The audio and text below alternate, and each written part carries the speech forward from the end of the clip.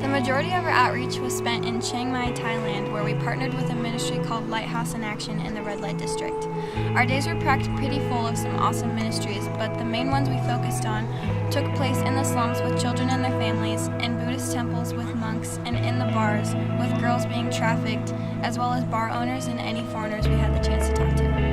In the slums, we got to play games, share Jesus with them when we had a translator, and pray over and with the children and their families.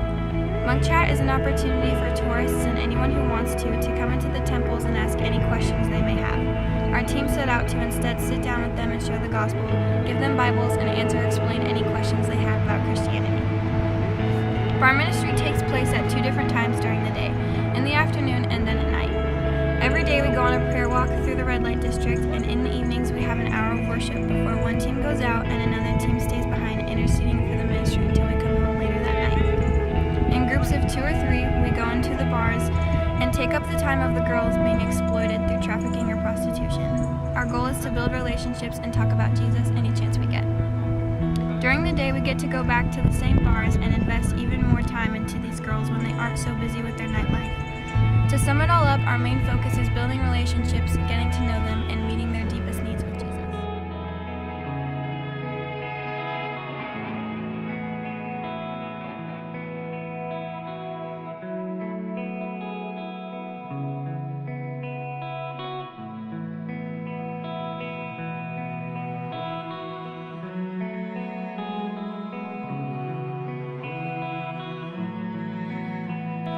Bar ministry was the highlight of outreach for me, but at times it became really discouraging. We didn't see any immediate fruit from the relationships we were building, and sometimes we wondered if we had any effect on the ministry at all. One night we went out to the bars, and one of the girls that I had met was there laughing and drinking with this older man and appeared to be having the time of her life. When she saw me, she came up to me and started crying and asked me why I haven't come to see her in a while. Then she just wiped away her tears and went back to the guy as if nothing was wrong. So to say that these girls pretend to be happy is an understatement. But at that moment, I knew that I was making a difference in her life, just by being her friend and showing her that I care about her and don't want to use her like so many of the people that come into bars want to do.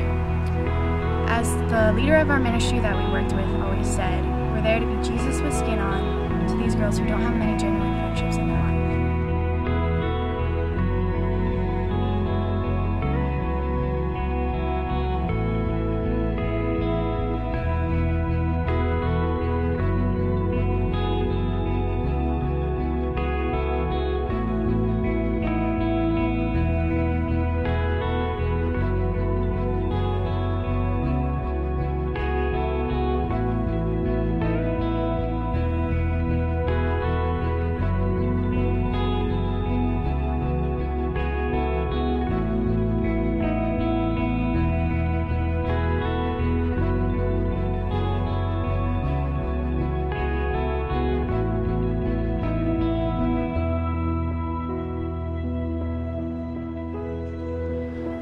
So my favorite part of outreach was when we went up to this village called Myong Song. We started out the ministry by going on prayer walks and then going to local villages and praying for healing and evangelizing around the town. We actually got to go to elementary schools and we handed out over like 800 Bibles, which was amazing.